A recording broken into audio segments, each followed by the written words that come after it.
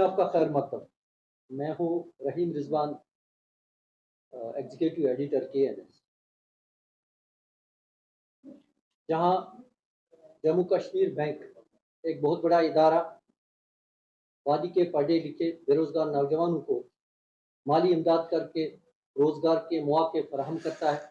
चाहे वो खवातीन को बाइख्तियार बनाने का सवाल है या यहाँ के नौजवानों को खुद रोजगार बनने के लिए मुख्तलिफ स्कीमों के तहत लोन्स वागुजार किए जाते हैं। वहीं गुज़श्ता कई दिनों से चंद एक बैंक शाखें सुर्खियों में रहने से अवामी हलकों में खदशात उभरने लगे। पेशावराना तौर सहाफ़ियों का ये काम है कि वो अवामी मसाइल उजागर करके हुकाम आला तक पहुँचाते हैं ताकि उनका इजाला हो जाए। और आज हमने भी मुनासिब समझा कि अवामी हलकों की ये जायज़ मांग है, हम जम्मू कश्मीर बैंक के जो अफसरान आला है उन तक ये पहुँचाएँ ताकि इसका कोई ना कोई इजाला हो सके। तो इस हवाले से हमारे साथ बात करने के लिए आज मौजूद हैं mister Ashutosh Sarin, GM advance, Syed Rais Maqbool, GM government business, और जो और शख्स यहाँ तशरीफ फरमा है ये सईद शुजात अंद्राबी, GM IMPM। तो मेरा पहला सवाल इनसे ये होगा कि जम्मू कश्मीर बैंक एक बहुत बड़ा इदारा है और हर वक्त इन्होंने कलीदी रोल निभाया है कि यहाँ के बेरोजगार नौजवानों को खुद रोजगार बनने के लिए मुख्तलिफ स्कीमों के तहत लोन्स फराहम करने का।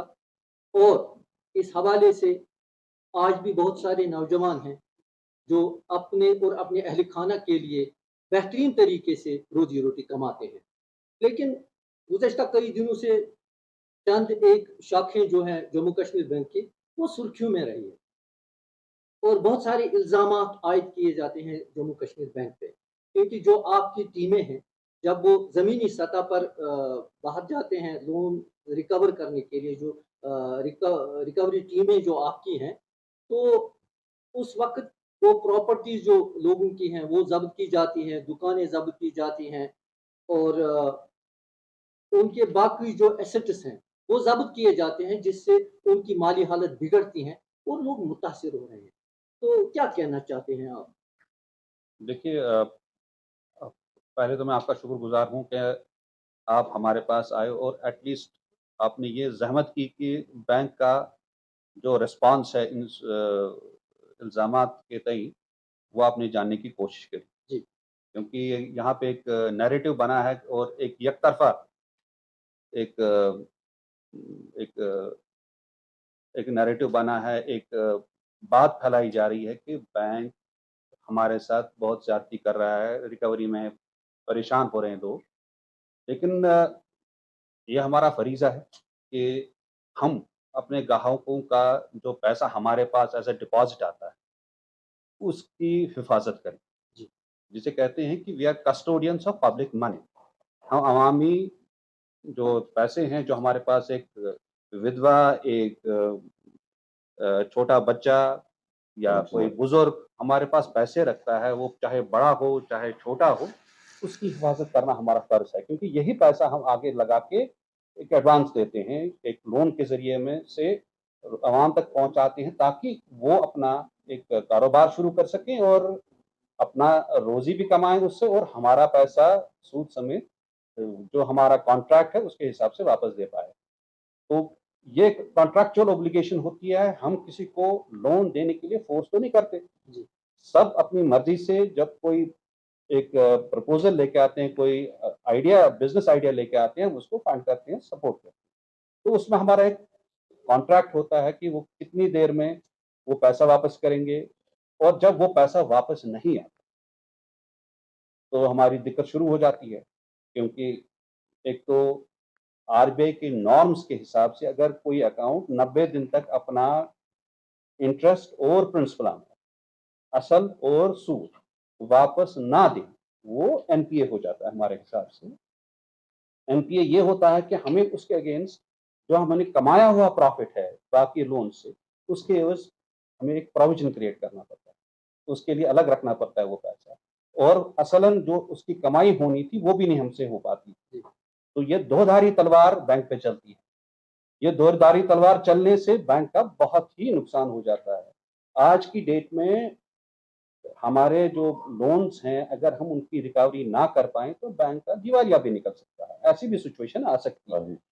और कहीं पे कई बैंक्स हिंदुस्तान में ये बिद्दत की वजह से बंद भी हो गए। और जो हमारा यहाँ पे सिलसिला था, कोविड की वजह से हमने कुछ देर के लिए थोड़ा-सा स्लो डाउन किया था। हमने जो बिज़नेसेस हमें अंदाज़ा था, हालात की वजह से, कोविड की वजह से थोड़ा-सा इम्पैक्ट हुआ है बिज़नेसेस का, तो हमने मुतासिर रहा जी, कोविड की वजह से। मुतासिर रहे, हालात भी सही नहीं रहे। हमने भी उस दरमियान कोई कार्रवाई नहीं करी। हमने लोगों को थोड़ा-सा फैसिलिटेट किया ताकि वो वापस बिज़नेसेस को रिस्ट्रक्चर करें और चला पाएँ। लेकिन बहुत सारे ऐसे लोग हैं जिन्होंने अ, हालात की वजह से या बिज़नेस फेलियर की वजह से, और कुछ लोग ऐसे भी हैं जो डेलिबरेटली विलफुल डिफ़ॉल्टर जिनको कहते हैं, वैसे भी लोग हैं जो पैसा वापस देना नहीं चाहते। उन्होंने डाइवर्ट किया है पैसा रियल एस्टेट में और अलग चीज़ों में जो प्रोडक्टिव एसेट नहीं बना पाए हैं। तो वो जो डिफ़ॉल्ट हुआ है उनका, उनके तई हमारी कोई हमदर्दी नहीं रहेगी। और हमने जो भी कार्रवाई करी है रिसेंट अय्याम में, वो दायरों में रह के जो हमारे कवानीन हैं, जो हमारे रेगुलेटरी नॉर्म्स हैं, जो रिज़र्व बैंक के हमारे जो रूल्स हैं, उनके तय उनको मद्देनज़र रखते हुए हमने अपनी कार्रवाई करी। तो इसमें अगर हम ये कहें कि हम कार्रवाई रोकेंगे, कार्रवाई नहीं करेंगे, तो बैंक का फिर तो आप हाल जान ही जाएँगे। फिर हम ना लेंड कर पाएँगे और जो पैसा हमसे लेने वापस आएँगे हमारे डिपॉज़िटर्स, हम उनको दे नहीं पाएँगे। ये बहुत ही सादा और एक आम सी बात है। जी श्री आशुतोष सैनी जी से मेरा सवाल है, अगला सवाल। इसमें कोई दोहराई की बात नहीं है, बेशक आप रिकवरी के दौरान नज़्म-ज़ब्त का पूरा ख़्याल रखते हैं। लेकिन क्या और कोई मुतबादिल तरीका नहीं अपना सकते हैं आप, जो आपकी रिकवरी टीमें हैं, ताकि हमारे ग्राहकों को एक अच्छा मौका फराहम किया जाए और वो मुतासिर भी ना रहे? आपने बड़ा अच्छा सवाल किया है। रिकवरी की नौबत और एनफोर्समेंट ऑफ सिक्योरिटी तब आती है जब हमने जो स्टैंडिंग ऑपरेटिंग प्रोसीजर है उसके हिसाब से हम स्टेप बाय स्टेप चलते हैं। देखिए, मैं इस थोड़ा सा पीछे जाऊंगा। एनपीए, जैसे रईस मकबूल साहब ने बताया, 90 दिन तक इरेगुलर अकाउंट रहा, इंटरेस्ट नहीं आया, रीपेमेंट इंस्टॉलमेंट नहीं आई तो एनपीए हो गया। तो 90 दिन तक तो टाइम पहले ही दे रही है। Reserve bank of India he bank को कहता है कि आप सभी बैंकों को 90 दिन तक आप खाता एनपीए नहीं होगा, तो 90 दिन वो टाइम है। उसके बाद अगर मैं एनफोर्समेंट ऑफ सिक्योरिटी की तरफ जाता हूं तो मुझे सबसे पहले उसमें सरफेसी एक्ट में 13(2) के अंदर नोटिस देना है, जो कि 60 दिन का है। तो 2 महीने और मिल गए। उसके बाद 60 दिन के बाद भी अगर रेजोल्यूशन नहीं हुआ तो फिर मैं जवाबदेह हूं, मैं अपने आप को जवाबदेह हूं, मैं रेगुलेटर को जवाबदेह हूं, और सबसे ज्यादा मैं अपने डिपॉजिटर्स को जवाबदेह हूं, जिनका पैसा मैं अमानती रखा है और अमानती मैं आगे दे रहा हूं। तो वो मुझे एनफोर्स करने के लिए वो स्टेप उठाना पड़ता है। अब आपने कहा कि इसके अलावा क्या कर सकते हैं। इसके अलावा बैंक ने, एक तो हमारी नॉर्मल ओटीएस स्कीम है ही है, वो पूरा साल चलती है, उसमें कुछ शराइत हैं, उसके हिसाब से अगर केस उसमें फॉल करता है तो वो ओटीएस हो सकता है, वन टाइम सेटलमेंट और वन टाइम सेटलमेंट। और मैं आपकी और आपके जो श्रोता नाजरीन हैं उनकी जानकारी के लिए बताना चाहूंगा कि पिछले साल में एक के बाद दूसरी बैंक ने स्पेशल ओटीएस 3 स्कीम्स लेके आए, जिसमें बहुत से लोगों ने बेनिफिट उठाया। अब कुछ हैं ऐसे अनासिर, मैं बोलूंगा ऐसे अनासिर हैं जो ना पैसा वापस देना चाहते हैं और फिर शोर में मचाना चाहते हैं। तो वो जो लेजिटिमेटली कार्रवाई बैंक कर रहा है वो बैंक करेगा आगे भी, क्योंकि बैंक, मैंने जैसे बोला, बैंक तो जवाबदेह है। और ओटीएस स्कीम का जो फायदा उठाना चाहिए, और उसमें बैंक को ऐसा नहीं है कि ओटीएस स्कीम में सिर्फ कस्टमर का बेनिफिट हो रहा है, बैंक का नुकसान भी हो रहा है। बैंक असल माफ कर देता है, कहीं केसेस में प्रिंसिपल का भी कुछ हिस्सा माफ कर रहे हैं, सूद असल नहीं, सूद माफ कर रहे हैं और असल का भी कुछ हिस्सा माफ कर रहे हैं। तो बैंक वहां पे भी हिट ले रहा है, वो इसीलिए कि जिनको जो इफेक्टेड है, जेन्युइन जिनको प्रॉब्लम है, वो आगे आए और सेटलमेंट करें, यानी ग्राहक मुतासिर ना। तो अगला सवाल शुजात अंद्राबी साहब से है मेरा। जिन लोगों को काफी तवक्कात है जम्मू कश्मीर बैंक के साथ, तो गुज़श्ता कई दिनों से बहुत गुस्सा भी देखने को मिला है अवामी सतह पर, तो मानते हैं आप इसको? तो इस गुस्से को कम करने के लिए जम्मू कश्मीर बैंक क्या करना चाहते हैं, यानी हमारे ग्राहकों को जमीनी सतह पर फायदा? देखिए, कर्जा देना और कर्जे से कमाना ये बैंकिंग है। डिपॉजिट्स लिए हमने अपने ग्राहकों से, तो वो अपने जो बिजनेसमैन हैं, उन या बड़े बिजनेसमैन हैं, छोटे बिजनेसमैन हैं, अनएम्प्लॉयड यूथ, उनको देते हैं, उनके लिए कर्जा देते हैं। और देन वो एक्सपेक्ट कि जो रिपेमेंट टर्म्स हैं they will abide by that, उसको फॉलो करके पैसा वापस भी करते हैं। 99 इसमें मोर देन 90% हमारा ट्रैक रिकॉर्ड यहाँ का ठीक है। ये नहीं है कि अगर आप तो वन ऑफ जो कुछ केसेस हुए उसके बारे में कह रहे हैं, अगर आप जनरली देखेंगे जो हमारी ओटीएस स्कीम्स आई उसमें रेस्पॉन्स कितना अच्छा रहा। उसके बाद जो हमारा रिपेमेंट रिकॉर्ड यहाँ का है, मतलब 2016 से आपने देखा कि कितने एनपीएस हो गए यहाँ पे भी, मगर पिछले 2 सालों में आप देख रहे हैं क्रेडिट रिकॉर्ड यहाँ का बहुत इंप्रूव हो रहा है। श्रीनगर, स्पेशली श्रीनगर की अगर आप बात करेंगे तो, बट स्टिल हमारा जो एनपीए है काफी हाई है श्रीनगर डिस्ट्रिक्ट में। It's around 15% of the advance. अगर हमने 100 रुपया एडवांस यहाँ का है, 15% उसमें से एनपीए, तो काफी ज्यादा हमारे बैलेंस शीट पे इम्पैक्ट पड़ता है उससे। बट ये है कि वी आर, जो जेन्युइन केसेस इसमें हैं उनके लिए हमारे दरवाजे हमेशा खुले हैं, सबके लिए खुले हैं हमारे दरवाजे। जिसका भी कोई ग्रीवियंस है ठीक है, हमारे पास आ सकता है। यहाँ भी अगर मैं यहाँ बावर करना चाहता हूँ आपकी मसादत से, अगर हमारे स्टाफ की तरफ से while going for recovery actions अगर कहीं ज्यादती हुई है, we are bound to take actions। हमारे एमडी साहब कहते हैं कि जो हमारा डिफॉल्टर भी है, and even a wilful defaulter, we have no right to humiliate him। तो कहीं नहीं ऐसे होगा कि हमने एसओपी फॉलो नहीं किए। अगर हमने एसओपी कहीं फॉलो नहीं, हमारे मैनेजर ने नहीं किया, ग्राउंड लेवल पे नहीं किया है, जैसे आप रिकवरी एक्शन की बात कर रहे हैं, तो वहां पे अगर फॉलो नहीं किया है, we are liable to courts. Supreme court में इसमें हमें फटकार पड़ सकती है। Reserve bank can put us to task, वो भी हमारे खिलाफ एक्शन ले सकते हैं, जुर्माना हो सकता है। बोरोवर्स के पास every option is available, banking mobility scheme is available to them. अगर कहीं कुछ भी हम ज्यादती करें, हमारा अपना है ये जो ग्रीवियंस रेड्रेसल मैकेनिज्म जो हमारा बड़ा स्ट्रांग है, वो एमडी साहब हमारे एवरी मंथ, चाहे वो लोन के बारे में हो, चाहे वो डिफॉल्टर की कंप्लेंट हो, चाहे वो किसी डिपॉजिटर की कंप्लेंट हो, चाहे वो स्टाफ बिहेवियर की कंप्लेंट हो, वो एक एक कंप्लेंट एक एक डिस्ट्रिक्ट से देखते हैं, एक एक कंप्लेंट का वो इजाला खुद करते हैं। सिद्धार्थ साहब, मैं फिर आपके पास आऊंगा, तो फिर अब अगला सवाल मेरा होगा आशुतोष सैरिंग जी से। कहा जाता है कि interest rate Jammu Kashmir bank में ज़्यादा देना पड़ता है हमारे जो ग्राहक हैं उनको, जो हमारे दीगर बैंक शाखे हैं या वादी में हैं, तो उनसे ज़्यादा दस्तावेजात जो लवाज़िमात है वो पूरी करने के लिए ग्राहकों को इधर उधर जोड़ना पड़ता है। तो क्या कहना चाहते हैं आप इंटरेस्ट रेट के खास कर उस हवाले से? इंटरेस्ट रेट की जो आपने बात की ना, ज्यादा है। इंटरेस्ट रेट जो डिपेंडेंट है वो है कॉस्ट ऑफ फंड्स।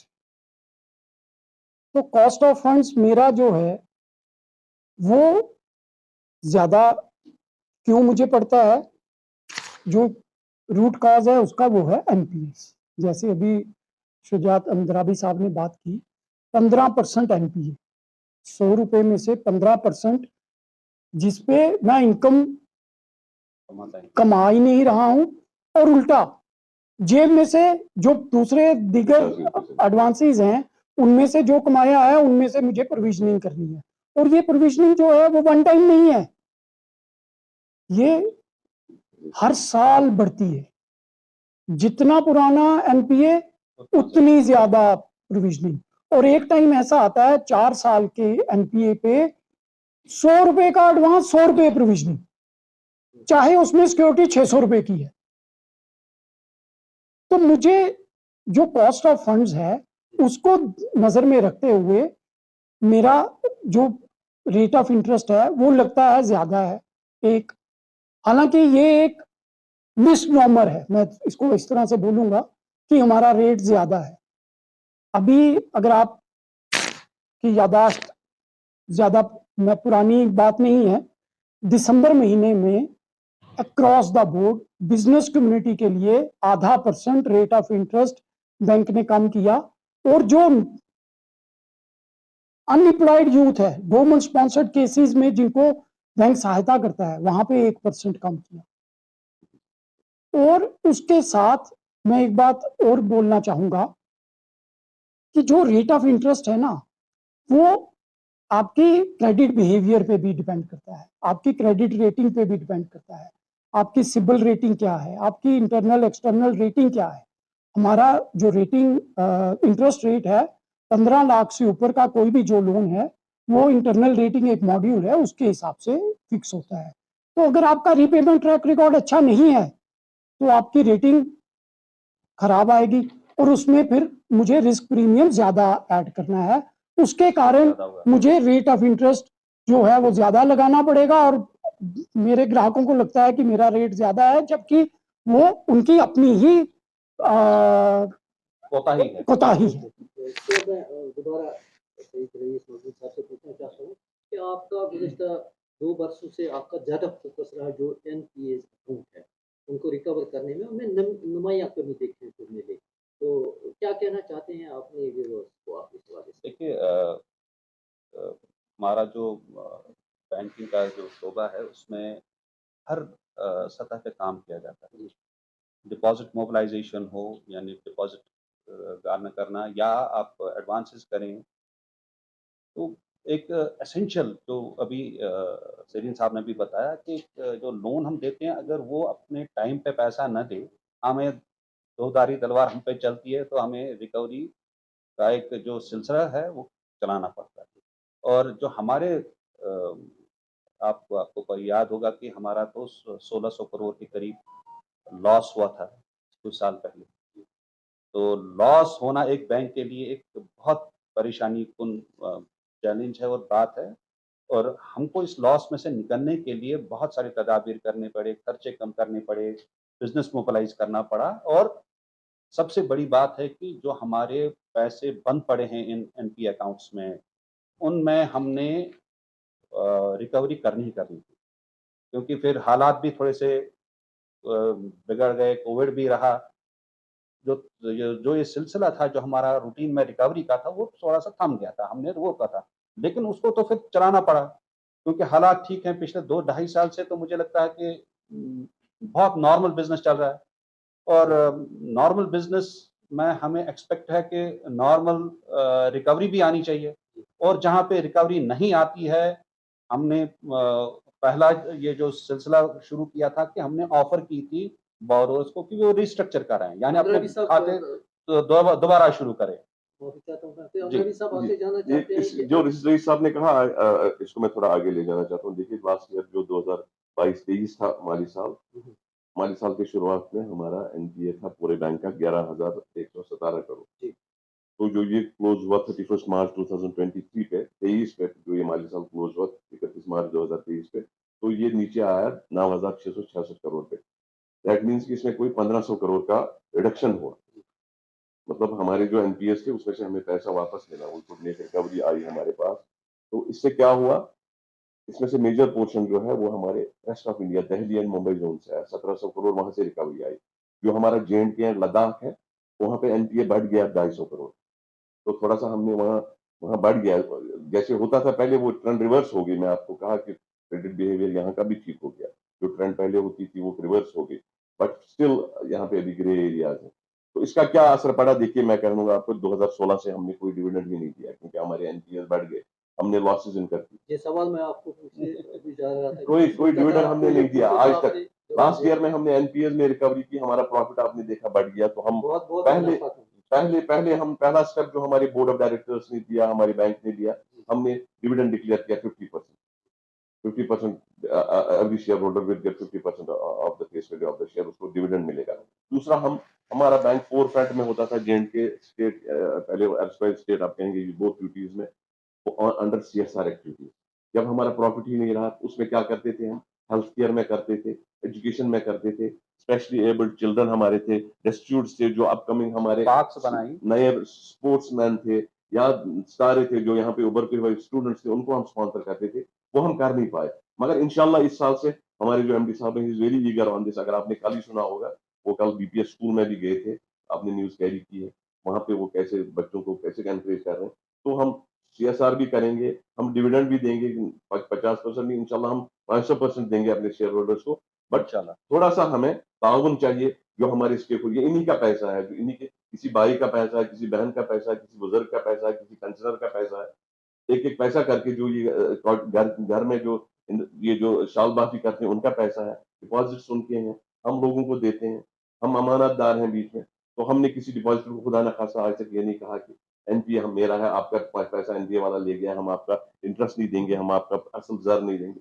वो भी हमने ऑब्लिगेशन मीट की। रिजर्व बैंक के साथ हमने कंप्लाइंसेस में काम किया। NPA उनका बहुत बड़ा कंसर्न है, बट अब वो भी सेटिस्फाइड है। मेरी लोगों से अपील है कि हमें ताउन दे दे, हम आपके साथ हैं। जहां अगर कहीं, मैं फिर से कहता हूं, अगर कहीं ज्यादती हुई है हमारे अफसर से, हम उसमें एक्शन लेंगे। हमारे MD साहब के दरवाजे हमेशा खुले रहते हैं, जो भी आता है, चाहे हमारा NPA अकाउंट होल्डर हो, चाहे अच्छा हो। अक्सर शिकायतें आती हैं ऐसी कि आपके स्टाफ मेंबर जो है चंद एक शाखों में उनकी तरफ से मिसबिहेव हो रहा है के साथ।